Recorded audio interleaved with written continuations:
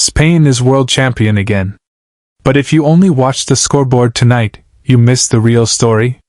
Because seconds after the final whistle blew in New Jersey, this World Cup final turned into something nobody expected. Grabbing by the throat. Players wrestled to the ground. Grown men getting dragged apart by their own coaches. Live in front of a global television audience. This wasn't a scuffle you glance at and forget 5 minutes later. This is already being called one of the ugliest scenes to follow a World Cup final in modern memory, and by the end of this video, you will understand exactly how a game that Spain controlled from start to finish somehow ended with a red card handed out after the full-time whistle had already blown. Stick around, because there's a lot more going on here than one angry moment caught on camera. Let's set the scene first. Spain beat Argentina 1-0 after extra time at the New York-New Jersey Stadium, and Ferran Torres, a substitute who barely got a sniff of the ball for most of the night, buried the winner in the 106th minute. That goal gave Spain their second World Cup title ever, their first since 2010. For Lionel Messi, at 39 years old, it likely marked the final World Cup match of his career. He arrived in this tournament chasing history. He left it watching somebody else lift the trophy. Manager Luis de la Fuente went with his strongest possible 11.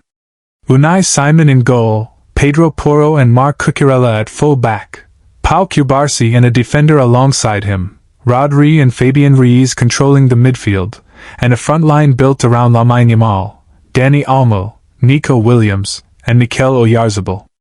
On the other side, Lionel Scaloni trusted the group that had carried Argentina this far.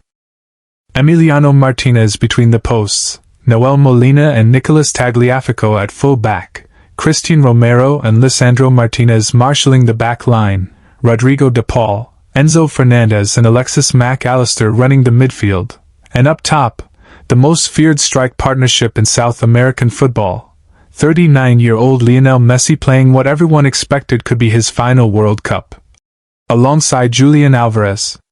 Now here's the thing nobody is talking about enough. This was not a normal final. From the opening whistle, Argentina played like a team that had one plan and one plan only: stop Spain by any means necessary. Early on, Alexis Mac Allister flew into a challenge on Lamine Yamal that easily could have been a yellow card. The referee let it go. That one moment set the tone for 90 minutes of hard fouls, shirt pulls, and constant complaining that somehow never quite crossed the line into a card. It kept building from there. Officials missed Paredes shoving Rodri in the back midway through the first half, and he only picked up a caution moments later for pulling down Dani Olmo during the scramble that followed.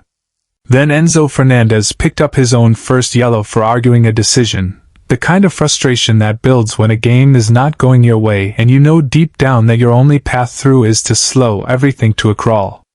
Watching it live, you got the sense that Argentina had made peace with playing ugly if it meant surviving long enough to steal something on the counter, or drag Spain into penalties. And here's a stat that tells you everything about how this match actually played out. Through 90 minutes and 30 minutes of extra time, 120 minutes of football, Argentina did not manage a single shot on target. Not one. Spain, meanwhile, pushed forward again and again, with Yamal tearing down the right and Dani Olmo pulling the strings through the middle. The only reason the score stayed level for so long was Emiliano Martinez, who put in one of the great goalkeeping performances in World Cup final history to keep his team alive. Spain thought they had broken through in the 88th minute when Nico Williams buried a shot into the net after a driving run down the left. The stadium erupted, players piled on top of each other in celebration, and for about 30 seconds it looked like the trophy was already decided. Then the referee was called over to check the pitch side monitor, and after a long, tense review, the goal was ruled out for a foul in the build-up on Nicolas Otamendi. It was the correct call by the letter of the law, the kind of decision that VAR exists for. But after watching Argentina get away with foul after foul for most of the night without so much as a whistle, it was the kind of decision that made the Spanish bench boil over with frustration. You could see it in De La Fuente's face on the touchline. Not anger at the officials exactly, more like the frustration of a manager who felt his team had been the better side for 90 minutes, and still had nothing to show for it. 2 minutes later came the moment that changed the whole match. Enzo Fernandez, already carrying a yellow card, went in late and reckless on Pau Cubarsí, sending the young Spanish defender cartwheeling through the air. Second yellow. Straight red. Argentina had to survive the entire 30 minutes of extra time with 10 men on the pitch, and with all their substitutions already used, there was no way to plug the gap. For a while, it looked like it might actually work. Argentina packed men behind the ball, dug in, and refused to budge, leaning on the same low block and disciplined shape that had gotten them through a tense semi-final against England. 10 men holding a line for 30 extra minutes against one of the most talented attacking teams in the world is no small thing, and for long stretches it genuinely looked like this final was heading to penalties, where anything can happen. But football has a habit of finding the smallest cracks eventually, especially when one team is down a man and running on fumes. In the 106th minute, Nico Williams powered forward down the left, held off his marker through sheer physicality, and floated a header into the box that found Ferran Torres arriving at exactly the right moment. Torres, who had come off the bench specifically to inject fresh legs into a tired Spanish attack, chipped the ball over a diving Martinez and watched it settle into the net. 1-0. Spain, champions of the world for the second time in their history. On the Argentina bench, Lionel Scaloni put his head in his hands. Messi stood on the pitch, shirt drenched in sweat, watching the team he had carried for 2 decades come up just short one more time. He came into this tournament having already hinted years earlier that a previous World Cup might be his last, only to keep going. This time, at 39, it really does look like the end of the road on this stage. 20 years separate him from Yamal, the teenager standing on the opposite side of that same pitch, and there is something almost too perfectly written about that gap. One legend's story appears to be closing just as another one's is only getting started. That contrast alone would have been enough to make this final unforgettable on its own. But it is not why we are still talking about it today. Because when Slavko Vincic finally blew the whistle to end this World Cup, things fell apart fast. As Spain's players began to celebrate, tempers that had been simmering for 2 hours boiled straight over. It started, by most accounts, with Molina getting into it with Rodri near the center circle, appearing to bump and then swing at the Spain captain as the Spanish players sprinted past in celebration. Rodri stopped in his tracks and squared up, shouting back, and that's when things really escalated. Eric Garcia moved in to help calm things down, and that's when Leandro Paredes came flying across the pitch, grabbed Garcia by the throat, and shoved him down to the turf right in front of the cameras and a global television audience. When Gavi tried to step in and pull Paredes away, Paredes turned on him too, grabbing him by his substitute bib and wrestling him down to the ground as well. Scaloni was already sprinting across the pitch by this point, wagging his finger and trying to physically separate his own players from the scuffle before it could spread any further. It was ugly, it was chaotic, and every second of it played out live in front of tens of millions of people watching around the world. Lionel Scaloni sprinted onto the pitch the moment it kicked off, physically pulling his own players away from the scuffle alongside his coaching staff, including longtime assistant Walter Samuel. Whatever you think about how Argentina played this final, credit where it's due. Their manager tried to restore order the second things went wrong, running straight into the middle of it rather than staying on the sideline. Paredes was shown a red card for his part in it, a bitter final image for a player who had already been walking a disciplinary tightrope for most of the match after picking up a first-half caution of his own. It's worth saying, too, that referee Slavko Vincic had a genuinely difficult night out there. A final like this, with 2 heavyweight nations, a legend playing his last World Cup match, and a scoreline that stayed frozen for over 100 minutes, was always going to be tense. Whether he let too much go in the first half is something pundits will keep arguing about for a while. But nothing in 90 minutes of hard fouls prepared anyone for what happened in the seconds after his whistle finally went. The football world did not hold back its reaction either. Former England captain Alan Shearer said on the BBC that there was simply no place in the game for what Paredes did. Gary Neville called the scenes a disgrace on ITV, saying he loved Argentina's fight and desire but that the ending crossed a line. Even goalkeeping legend Joe Hart weighed in, describing Argentina's conduct in the closing moments as disgusting. When pundits who spend their careers defending competitive edge start using words like that, you know something genuinely crossed the line out there.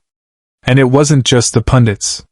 Clips of Paredes and Garcia spread across social media within minutes of the final whistle, racking up millions of views before most fans had even made it out of the stadium parking lot. Somewhere in that same footage, if you look closely, you can spot Yamal dropping to his knees in celebration, hands raised, seemingly unaware of the chaos breaking out just a few feet behind him. Two completely different emotional worlds captured in the exact same frame. That contrast is a big part of why this clip would not stop circulating. Through all of it, Spain's captain Rodri stayed remarkably composed, both on the pitch during the scuffle and afterward in front of the microphones. At the post-match press conference, he chose not to dwell on the ugly scenes at all. He didn't call out Molina by name, didn't relitigate the shove or the shouting match, and didn't take the easy bait to fire back at a rival who had just lost the biggest game of his career. He simply said that Spain had been the best team across the whole tournament, and that the World Cup belonged to them, full stop. No shots fired. No finger-pointing. Just quiet confidence from a player who had nothing left to prove, on a night when it would have been easy to say something he'd regret. Scaloni, for his part, spoke with real humility afterward too, saying that his team had to learn how to lose with dignity, that they accepted the result, and that he was thankful to his players for everything they gave across the tournament. Those are honorable words from a manager who has generally carried himself with class throughout his time in charge of this Argentina squad. They just sit awkwardly next to the video of his own player choking an opponent in the same stadium minutes earlier. That's the contradiction this Argentina team will have to sit with for a while. A manager preaching dignity in defeat, and a dressing room that could not quite live up to it in the moment that mattered most. Let's talk numbers for a second, because the gap between these two teams on the pitch tonight was almost as wide as the gap in how they behaved after it. Spain finished the tournament having conceded just one goal across the entire competition, and became the first team ever to keep 6 clean sheets in a single World Cup. In the final alone, Spain fired off around 20 attempts on goal to Argentina's 2, and put roughly a dozen of those on target compared to 0 from their opponents through the full 90 minutes of regulation time. Martinez, Argentina's own goalkeeper, ended up being arguably his team's best outfield contributor by default, setting a new record for saves in a World Cup final just to keep the score respectable. That tells you everything about how one-sided this game actually was, even though the scoreline stayed level for so long. Zoom out to the whole tournament, and the picture is even more lopsided. Spain went unbeaten from start to finish, opening with a draw against Cape Verde before rolling through the knockout rounds, including a dramatic win over England along the way. This wasn't a team that got hot at the right time or rode a favorable bracket. It was the continuation of a run that stretched back years, built under De La Fuente's calm, patient management, and a golden generation that had already served notice by winning Euro 2024. Rodri, Spain's captain and reigning Ballon d'Or winner, was once again the engine in midfield, dictating tempo and quietly making the kind of decisions that don't always show up on a highlight reel but win you a World Cup. So what do we actually take from a night like this? Spain didn't just win a football match. They won it playing patient, controlled, attacking football against a team that spent most of the night trying to stop them from playing at all. And then, when the whistle went, they showed the kind of composure that Argentina simply could not match in that moment. That's the real story of this final. Not just who won the trophy, but who won the argument about how the game should be played, on the scoreboard and off it. Messi's World Cup story appears to be finished now, ending in defeat rather than glory. Yamal's is only just beginning, and there's something almost poetic about the two of them sharing a pitch on the same night, 20 years apart, one era quietly handing the torch to the next whether it wanted to or not. And somewhere in between those two moments, in the chaos right after the final whistle, we got a pretty honest look at the pressure this Argentina squad had been carrying the whole tournament, and what happens when that pressure finally snaps. Think about it from Argentina's side for a second.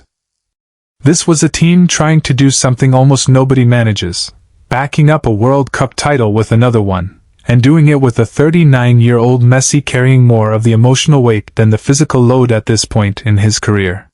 When that dream died in extra time, with 10 men on the pitch and nothing left in the tank, is it really shocking that emotions boiled over the way they did? It doesn't excuse it. Paredes still deserved that red card, and FIFA will almost certainly look at handing out further punishment once the disciplinary review wraps up. But it does help explain how a team that fought so hard to survive for 2 hours completely lost the plot in the final 30 seconds. At the end of the day, this final will probably be remembered two ways depending on who you ask. Spanish fans will remember dominant, patient football, a young superstar in Yamal announcing himself to the world, and a captain in Rodri who handled everything, on the pitch and off it, with total composure. Argentine fans will remember a heartbreaking end to Messi's international career, a gutsy performance from 10 men that almost stole a result nobody expected them to get, and a handful of ugly seconds that will unfortunately dominate the headlines for days regardless of everything that came before it. Both of those things are true at the same time, and that's really what makes this final so hard to look away from. If this breakdown gave you something you haven't heard from other channels, smash that like button. It genuinely helps this channel grow and reach more football fans who care about the full story, not just the highlights. Subscribe and turn on notifications so you don't miss our follow-up video once FIFA announces any disciplinary action against Paredes, along with what comes next for both of these national teams heading into the next cycle. Drop a comment down below and tell us honestly, did Argentina cross a line tonight? Or was this just raw emotion boiling over after the biggest heartbreak of their careers? I want to hear where you land on this one.